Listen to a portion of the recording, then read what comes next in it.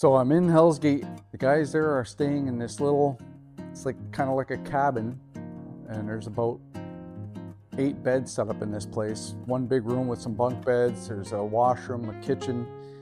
There's a couple other cabins with other people in it, but this main house is where my brother is, and they welcome me in to get my own bed.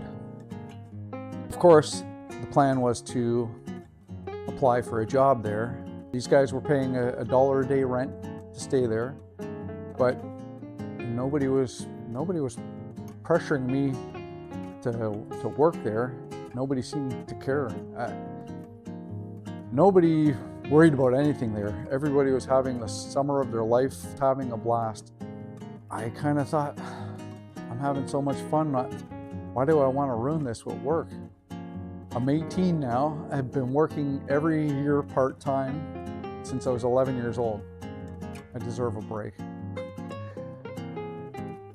So almost every night was a bonfire. We were hiking, we'd hike down in the canyon to the river, come back with a fresh salmon, throw it on the barbecue. I don't even like salmon, but it was like awesome. Best fish I think I ever had. We would sit around and shoot the breeze, listen to great music. I remember us all singing along, singing the E-O-E-O-E-O's to Sting and the Police Regatta de Blanc album. You should listen to it. That's a theme through the whole album. I'll link it to this video. And the other one was the Moody Blues, The Voice. It came out in 1981. What an awesome album, especially the song The Voice. I'll link that one too. So you can get an idea of the music of that summer that we were listening to. There was a bunch of other albums, but anyway, somebody brought their whole vinyl collection and we sat around and listened to all of it. I was having so much fun out there. One guy had a Volkswagen Rabbit diesel, 5-speed, and we all piled into that thing and went up this really rough logging road trying to get to this hidden lake. He had his kayak strapped to the roof. Numerous times we had to get out of the car because it was just bottoming out on the ruts. He had the heater cranked on full to try to keep the car from overheating, but we made it. There was a Tarzan swing at this lake. We just spent the day swinging from the trees into the lake and then learning how to Eskimo roll in a kayak. None of us got it, but it was fun trying anyway. At least we got to the point where we could kayak around the lake and not flip if we didn't want to. So much fun that's all I wanted to do for that whole summer. Just hang out and party with these guys, listen to music, have bonfires. The problem was, if it didn't work, I was gonna run out of money. With that in mind, one night we're sitting around a bonfire and I'm chatting with someone. They asked me, "You bought that bike for $500? I'm like, yeah. They're like, "Man, that thing would cost you like at least double that out here." This little thing goes off in my head. It's like, really? My stupid 18-year-old master planning brain starts kicking into gear, and it's like, if I could sell my bike for double, I got time still. I could go back to Windsor, buy a bigger bike, come back out here and sell that for double. I wouldn't have to work and I'd be on an adventure, but at the end of the summer, I'd be rich. So I asked around, and wouldn't you know it, one of the guys that was there from the University of Windsor, who could have went back to Windsor and bought a bike for the same price I bought it for, but he's like, "Motorcycle, eh?" It's like, "Well, I don't have any gear or anything." I said, I'll throw the helmet in with it." "You'll throw the helmet in? Well, heck, if I get to wear that helmet, yeah, heck yeah, I'll buy your bike."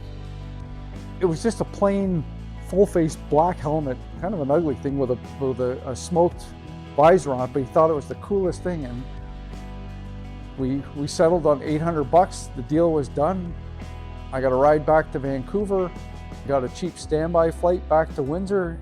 Within days of that little conversation by the fire, I was back at Power Cycle. Hey, Iggy, I'm looking for something a little bigger. What do you got? He always had something. He's like, well, over here is a 1972 Honda CB750. I looked at the thing. He's like, yeah, it's not the prettiest, but it runs really good. It was metallic brown. It had this huge saddle seat on it from like a highway bike from an interstate.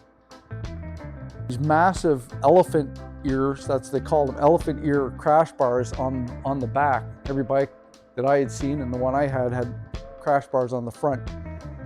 This one had them on the back, and they were massive. It had the exhaust on it was, they called them weed burners. They came down and they flared out at the sides of the bike. Something you'd see on a 70s Corvette, the side pipes that run along the rocker panels, you know. This bike had a pretty good rumble to it. It was so ugly, it was cool. And Iggy's like, take it for a ride, see if you like it. If you crash it, it's yours, you bought it. I didn't crash it, but I sure bought it. I gave him $1,000 for it. The plan, my master plan was masterfully falling into place. My parents were off in Spain, I think, on vacation, so they weren't there to try to talk me out of my teenage stupidity. Even if they were, of course I wouldn't have listened. It was kind of nice to have that freedom to be in control of my own stupidity.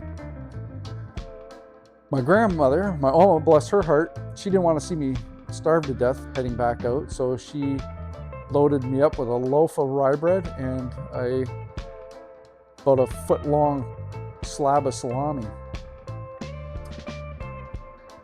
I borrowed my brother's suitcase, Danny's suitcase, because I didn't have anything to fly home with.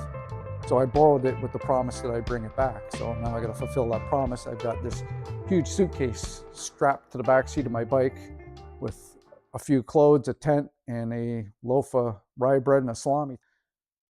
I'm on my way. I'm heading back for Hell's Gate. This time I'm heading through the States. I'm cutting 1,000 kilometers off my trip because I got to get back there. There's a sale to be made. This is business now. I crossed into Detroit and I head for Chicago. I keep riding until I find myself in North Dakota. It's the wee hours of the morning now and I'm in the middle of nowhere. I'm running out of gas again. It's nice out now. The weather is stabilized, so I'm not freezing or anything, but I can't go any further until I get gas. So I pull into this little mom and pop gas station, Greasy Spoon place that's sitting on its own next to the highway. It's about 5 in the morning. Of course, they're closed for the night. So I just pull up to the pump, put the bike on the side stand, and I just lay down on the cement next to the bike. Woke up to the owner giving me a nudge. You need gas? yeah, kind of need gas. He's like, you should have just knocked on the door. I would have got up and filled you up. I'm like, I needed the rest, and I got a really good breakfast there anyway. So it was good. Day 2, back on my way, and halfway through the day or so, I come across another guy on a bike, another biker.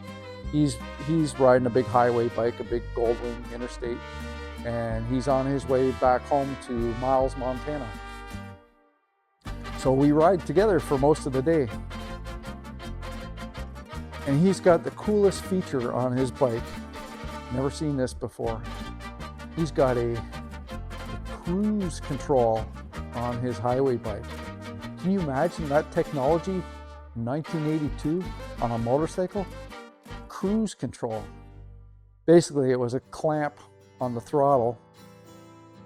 You put the throttle to the speed you want and snap the clamp down in place, and if you're going downhill, you're speeding up. If you're going uphill, you're slowing down. But man, what a cool feature. So cool that when we got to his hometown, he brought me to the bike shop that he got his, and then I too had a cruise control on my motorcycle. Clearly this thing was going to fetch top dollar when I got to selling it.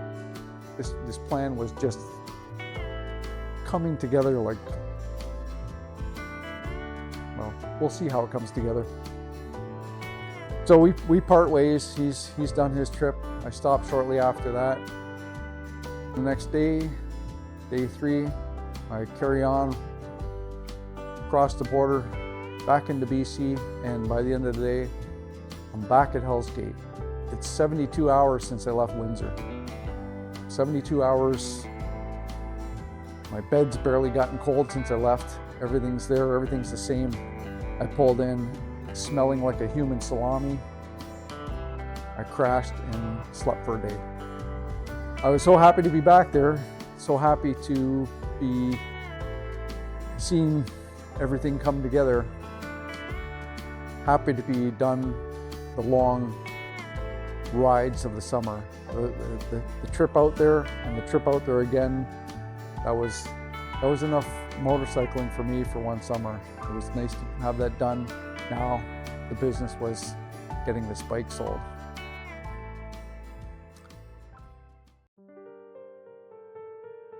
It's August and it's raining.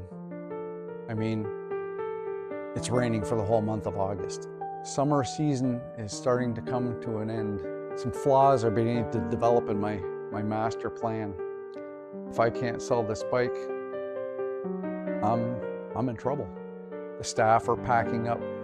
My brother Danny's packing up. He's got a flight booked. I'm out of options.